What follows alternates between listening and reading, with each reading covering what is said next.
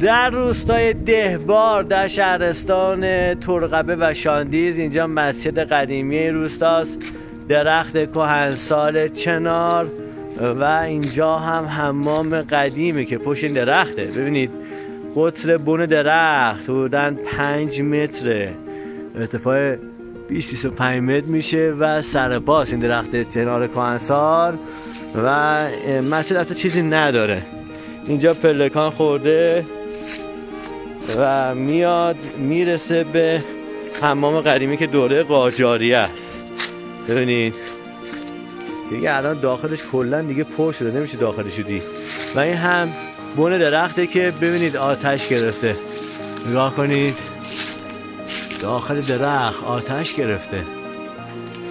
و این هم درخت کهنسال روستای دهباره، مسافت خوبی داره تا اینجا.